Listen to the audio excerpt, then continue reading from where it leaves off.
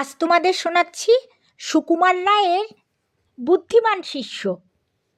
টোলের যিনি গুরু, তার অনেক শিষ্য, সবাই লেখে, সবাই পড়ে, কেবল একজনের আর কিছুতেই হয় না। বছরের পর বছর গেল, তার বিদ্যাও হলো না, বুদ্ধিও খুলল না। সকলেই বলে ওটা মূর্খ, ওটা নির্বোধ, ওটার আর হবে কি, ওটা যেমন বোকা তেমনই থাকবে। শেষটায় গুরু পর্যন্ত তার আশা ছেড়ে দিলেন। বেচারার কিন্তু একটা গুণ সকলেই স্বীকার করে, সে প্রাণপণে গুরুর সেবা করতে ত্রুটি করে না। একদিন গুরু শুয়ে আছেন, মূর্খ শিষ্য বসে বসে তার পা টিপে দিচ্ছে। গুরু বললেন,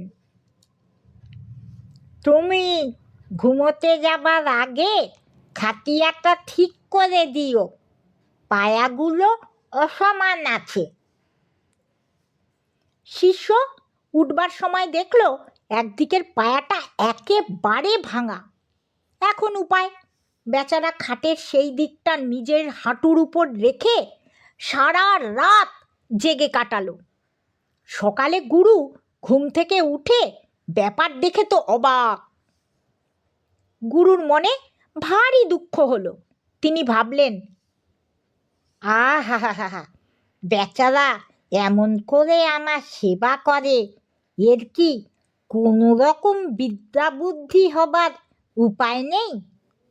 পুঁথি পড়ে বিদ্যা লাভ সকলের হয় না, কিন্তু দেখে শুনে তো কত লোকে কত কি শেখে। দেখা যাক সেইভাবে একে কিছু শেখানো যায় কি না। তিনি শিষ্যকে ডেকে বললেন,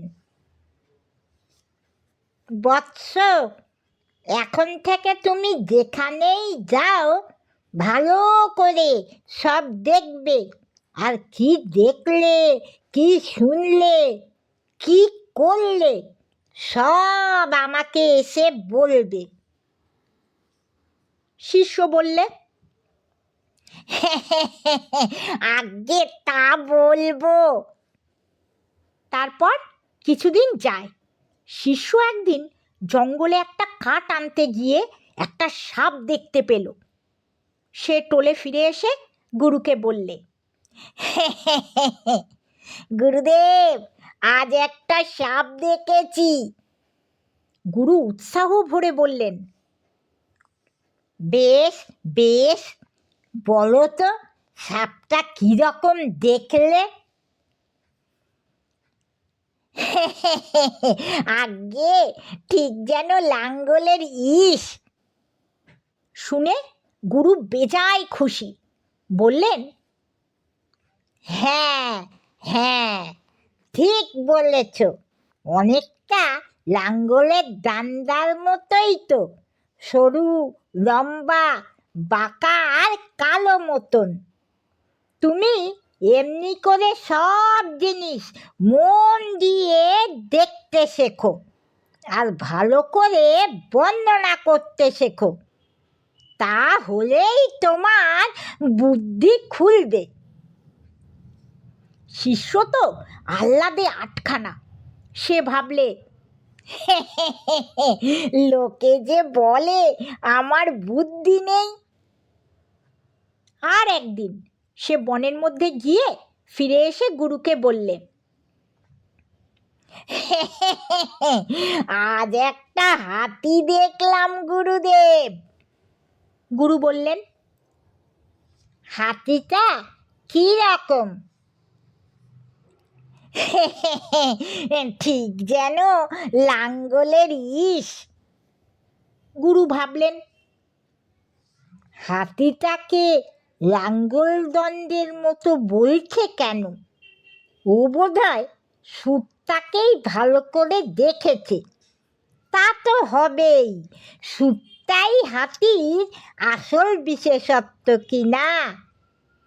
ও শুধু হাতি দেখেছে তা নয়, হাতির মধ্যে সবচাইতে যেটা দেখবার জিনিস সেইটাই আরো বিশেষ করে দেখেছে। সুতরাং তিনি শিষ্যকে খুব উৎসাহ দিয়ে বললেন, ঠিক ঠিক, হাতির সুরটা দেখতে অনেকটা লাঙ্গলের ইসের মতোই তো। শিষ্য ভাবলে, গুরুর তাক লেগে গেছে, না জানি আমি কি পণ্ডিত হলাম রে বাবা। তারপর শিষ্যরা একদিন গেছে নিমন্ত্রণ খেতে, মূর্খও সঙ্গে গিয়েছে। খেয়ে দিয়ে ফিরে আসতেই গুরু বললেন, কি করে এলে? শিষ্য বললে, দুধ দিয়ে দই দিয়ে গুড় মেখে খেলাম। বেশ করেছ, বলো তো দই দুধ কি রকম?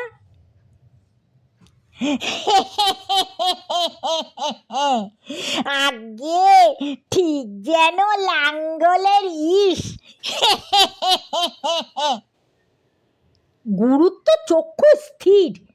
তিনি বললেন, ও মূর্খ, এই বুঝি তোর বিদ্যে? আমি ভাবছি যে তুই বুঝি বুদ্ধি খাটিয়ে সব জবাব দিচ্ছিস। তুই লাঙ্গলও দেখেছিস, দুধ দইও খেয়েছিস, তবে কোন আক্কেলে বললি যে লাঙ্গলের ইসের মতো? দুধ দুধ দুধ, কোনোদিন তোর কিচ্ছু হবে না। শিষ্য বেচারা হঠাৎ এমন তাড়া খেয়ে একেবারেই থমে গেল। সে মনে মনে বলতে লাগলো, এদের কিছুই বোঝা গেল না। ওই কথাটাই তো কদিন ধরে বলে আসছি, শুনে তো গুরু রোজই খুশি হয়। তাহলে আজকে কেন বলছে দুধ দুধ দুধ তরি? এদের কথার কিচ্ছু ঠিক নেই।